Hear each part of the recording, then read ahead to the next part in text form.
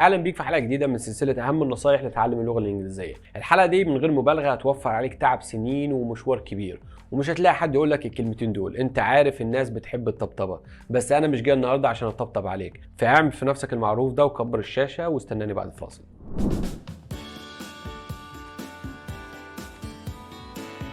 السلام عليكم ورحمه الله وبركاته. انا كرولوس وانت بتتفرج على قناه ديميستيفاي انجلش على يوتيوب.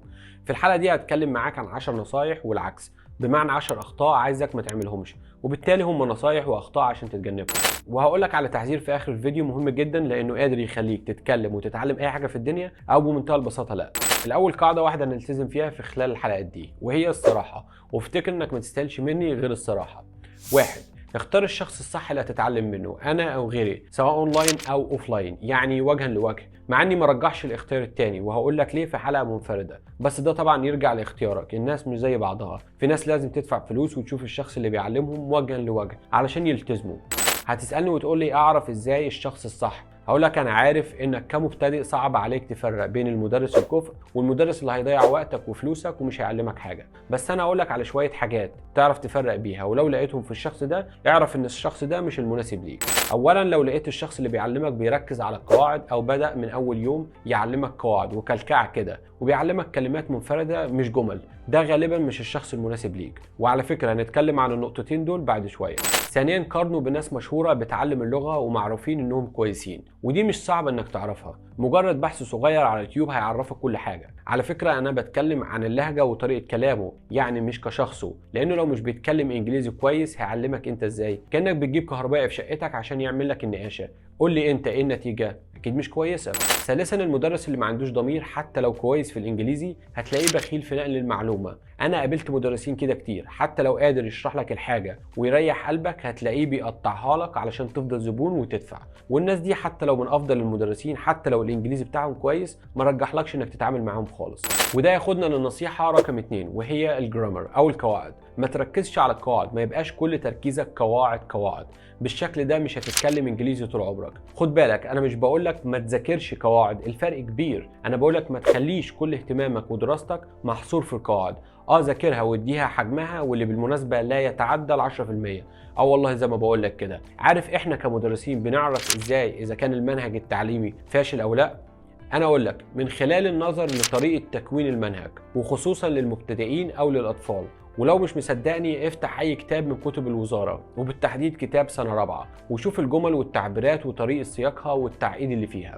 اللي هتشوفه لو مدرس هنا بره مصر علم طفل الكلام ده هيترفض. يا راجل ده بيعلمهم طريقه عمل الجهاز الهضمي بالانجليزي. الكلام ده ناس كتير من الكبار واولياء الامور واولهم انا ما تعرفوش حتى بالعربي. فما تديش القواعد اكتر من حقها، وافتكر ان القواعد ما الا اداه بتعرفك ازاي تقول الكلام منطقيا، يعني افهمها ما تحفظهاش. وعلى فكره هتلاحظ تحسن كبير لاستخدامك في القواعد لما تعمل النصايح اللي هقولك عليها بعد شويه. النصيحه رقم 3 وهي الاستماع. الاستماع ثم الاستماع. اسمع كتير حتى لو مش فاهم كل حاجه. طبعا اسمع لمتحدثين اصليين دي لغتهم، واسمع حاجه مناسبه لمستواك مش اصعب علشان ما تتعقدش. واليوتيوب مليان وغيرها من الخدمات المشابهه زي مثلا البودكاست والى اخره. الاستماع اسهل حاجه لانه لا يتطلب منك اي مجهود. انت بس هات ايرفونز او سماعات الاذن، ومش لازم تكون فاضي، ممكن تكون بتسوق او ممكن تكوني بتطبخي او بتغسلي المواعين. يعني مش بس الموضوع سهل، لا كمان مش لازم تكون عندك الوقت او مش لازم تكون فاضيله. وعلى فكره الموضوع ده متعه، وهيخلي مستواك في حته تاني خالص، وهتساعدك تفهم الناس اللي بتكلمك او اللي بيتكلموا بشكل عام. انت بص حواليك على اي طفل وانت تعرف قد ايه الاستماع من اقوى الادوات. الطفل بيتولد وبيقعد حوالي سنه يسمع بس، ولما بيفكر يفتح بقه بكلمه او اتنين كل اللي بيعمله بيقلد الاصوات ويقول كلمه او كلمتين. واخد بالك من يقلد الاصوات دي هو سمعها، وعشان يتكلم كان لازم يسمع. عشان كده احنا بنقول ان الاذن طريق اللسان.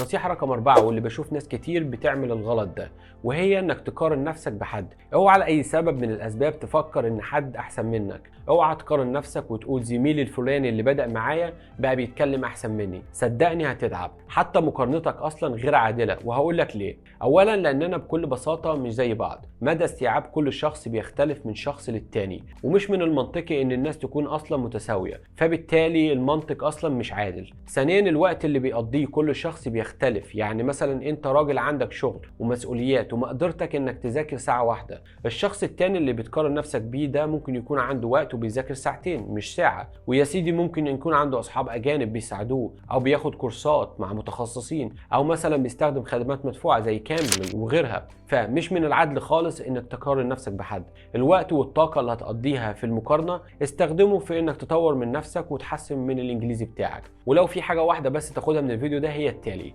الشخص اللي بيوصل هو اللي مش بيوقف وبيفضل مكمل. مش مهم هيوصل بعد ايه، المهم انه هيوصل. النصيحه رقم 5: اتعلم جمل، ما تتعلمش كلمات منفردة. تعال اشرح لك وناخد مثال بالعربي عشان الكل يستفاد.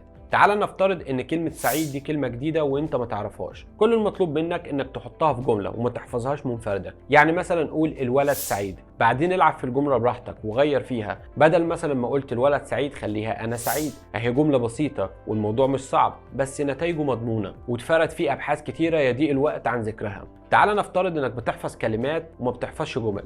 بالله عليك قول لي انت هتتكلم ازاي؟ انت عارف يعني ايه سعيد بس مش عارف تقول الولد سعيد. انت مش عارف تركيبة الجملة، بنية الجملة الصحيحة انت مش عارفها. وغير كده الابحاث اثبتت ان حفظ جملة اسهل من حفظ كلمات، لان الموضوع بيكون عامل زي السلسلة كده في تركيبة الجملة. بتقول كلمة بعدين بتلاقي عقلك ساعدك تكر باقي الجملة كلها. وعلى فكرة عشان كده انا عمري ما بديك كلمة لوحديها هنا في القناة، انا كل مرة بنبه للموضوع ده لانه مهم اكتر مما تتخيل. والنقطة دي تقدر تخليك تتكلم انجليزي كويس او تقضي عمرك بتحاول تتكلم وما توصلش لاي حاجة. خد القاعدة دي وطبقها على اي لغة في الدنيا. النصيحة رقم 6: اللهجة مهمة جدا جدا.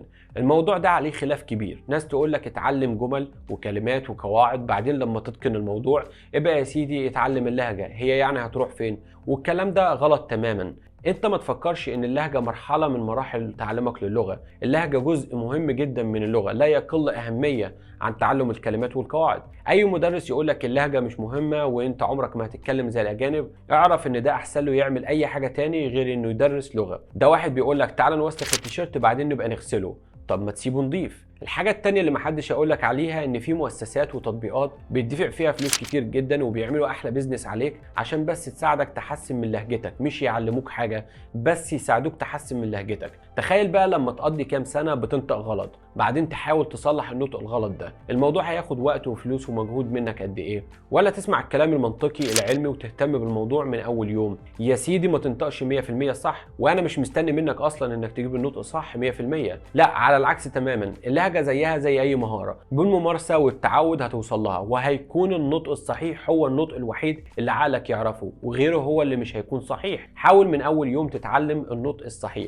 وده ياخدنا للنصيحة رقم 7 واهمهم بالنسبة لي، وهي القراءة. انا مش هحاول اقنعك باهميتها العلمية ولا قد ايه القراءة مهمة لتحصيل المعلومات ولا لقوتها على عقلك وطريقة تفكيرك، لان لو قعدت احسب فوائد القراءة من هنا للصبح مش هخلص. والقراءة حرفيا غيرت حياتي 180 درجة. انا كل اللي هتكلم فيه النهاردة هو دورها المهم لتعلم اي لغة. لما نتكلم عن تعلم الكلمات والمصطلحات والتعبيرات مفيش طريقة افضل من القراءة. هتقولي لا انا بتعلم من مقاطع الفيديو واليوتيوب ولا اخره. هقولك القراءة بتقدم لك حاجات ما تقدرش تاخدها من مقاطع الفيديو او الافلام او ايا كان اللي بتتفرج عليه. وهو اولا التركيز على النص اللي بتقرأه.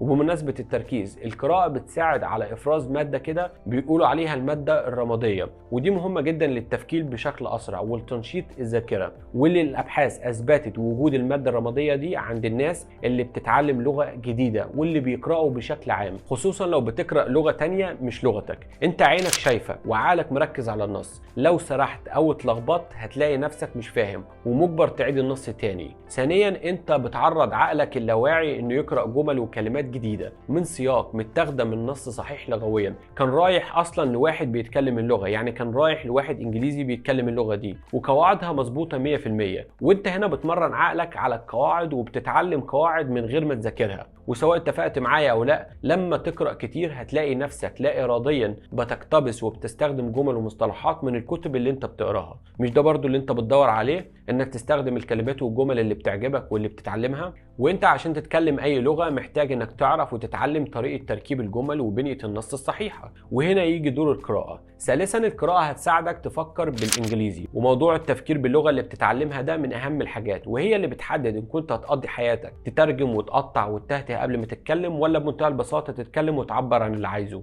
وعلى فكرة أنا عايز أعمل حلقة وشوية نصايح في الموضوع التفكير بالإنجليزي ده، يا ريت تسيبوا لي رأيكم في الكومنتات تحت لو محتاجيني أعملها. رابعا القراءة هتساعدك تحسن الكتابة.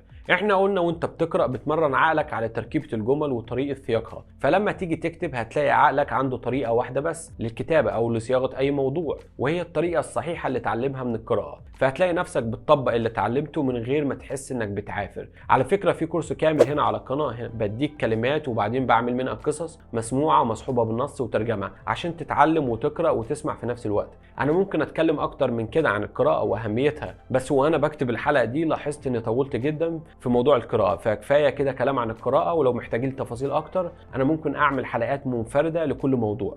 النصيحة رقم 8، ما تتفرجش او ما تتابعش ولا تتعلم من اكتر من مصدر. ده علميا اسمه glut info، بمعنى تخمة المعلومات، يعني من كتر المعلومات والمصادر انت مشتت وما انتش عارف تركز في اي اتجاه، ودي حاجة هتخليك ما تتقدمش ابدا. انت لما بتتابع اكتر من شخص انت غصب عنك بتاخد معلومات من هنا ومعلومات من هنا، ومفيش ولا نظام ولا منهجية ماشي عليها، وده قولا واحدا خطأ كبير وشائع بين المتعلمين. الافضل انك تستخدم النصائح اللي قلت لك عليها في اول الفيديو علشان تلاقي الشخص المطلوب، وبعدين خليك معاه. بس انا مش بقول لك خليك معاه للابد، لا، خليك معاه لحد المستوى المتوسط او اعلى. كل ما تعلى بالمستوى كل ما يكون افضل انك تنوع في المصادر، كتب، مجلات، جرايد، افلام وهكذا. بس وانت في البداية اوعى تعمل كده. النصيحة رقم 9، اكتب كل حاجة من غير ترجمة. في خلال تعلمك للغة انا عارف انك اكيد هتكتب الامثله والجمل اللي بتتعلمها في كشكول عندك. المشكله بقى انك بتكتب الامثله بالانجليزي وتروح كاتب ترجمه تحتيها بالعربي. هتقول لي امال اعمل ايه؟ انا بنسى المعاني ومحتاج الترجمه. هقول لك انسى، انا عايزك تنسى. عارف ليه؟ لان عقلك عنده طريقتين لتذكر المعلومه. الاولى قصيره المدى، ودي من اسمها كده بتحتفظ بالمعلومه لمده قصيره في خلال ما انت بتتعلمها بس. والطريقه الثانيه برضو من اسمها طويله المدى، ودي بتسمح لك انك تحفظ المعلومات لمده طويله قد تصل لسنوات. هتقول له طب ايه فايده ان انسى؟ هقول لك لانك كل ما تنسى وتحاول تفتكر كل ما مخك بيعافر عشان يفتكر المعلومه ويبذل جهد كبير انه يحاول يتذكرها وكده. ودي حاجه جميله جدا لاننا كائنات بتحب الراحه وكسوله. عقلك بعد شويه هيقول لك البني ادم ده مش هيجيبها البر، كل مره يخليني ابذل جهد كبير علشان افتكر المعلومات اللي محتاجها. وعلشان عقلك يريح نفسه ويريحك هيضطر ينقل المعلومه من الذاكره قصيره المدى لطويله المدى، وده المطلوب. وعلى فكره ده ليه علاقه برضو بموضوع التفكير بالانجليزي، بس مش هتكلم عنه دلوقتي. لو انت شخص مبتدئ خالص ومضطر تكتب ترجمه، اكتبها في صفحه لوحدها او في كشكول تاني. ما تخليهاش سهله على عقلك انك كل ما تراجع تلاقي عينك بتيجي لا اراديا على الترجمه وتربط العربي بالانجليزي، فتيجي تتكلم تلاقي نفسك بتوقف عشان تترجم وبعدين تفكر تتكلم. النصيحه رقم 10 والاخيره او التحذير اللي قلت لك عليه، وهي little is better than nothing، بمعنى القليل افضل من لا شيء. اللي عايز اقوله لك انك من يوم ما تفكر تتعلم اللغه او اي حاجه تاني في حياتك ما توقفش، خليك مكمل. العقليه دي اللي هتخليك تتقدم وتتغلب على ناس اذكى منك بمراحل. اللي بيفرق الشخص الناجح من الفاشل مش ان الناجح ذكي، لا، هو ان الشخص الناجح مش بيوقف ابدا. بلاش اي اعذار. لو عندك 10 دقائق في يومك للمذاكره استخدمهم، ذاكرهم وتعلم حتى لو كلمه واحده بس في اليوم، مع اني متاكد ان كلنا عندنا الوقت. بص حواليك وانت تشوف الناس بتقضي وقت قد ايه على منصات التواصل الاجتماعي. ال10 دقايق بتوع كل يوم اللي هتذاكرهم هيفرقوا معاك على المدى الطويل. في مقولة بتقول، وانا بصراحة مش عارف مين صاحبها، بس ده مبدأ انا بستخدمه في كل حاجة بحاول اتعلمها، وهي قليل مستمر افضل من كثير متقطع. طيب احنا كده وصلنا لنهاية النصايح ونهاية الحلقة. في النهاية حابب اشكر كل شخص بيدعمني حتى لو بكلمة حلوة. من اجل الناس دي انا بكتب وبعمل الفيديوهات، واسف جدا على الاطالة، وشكرا لوقت حضراتكم، والسلام عليكم ورحمة الله وبركاته.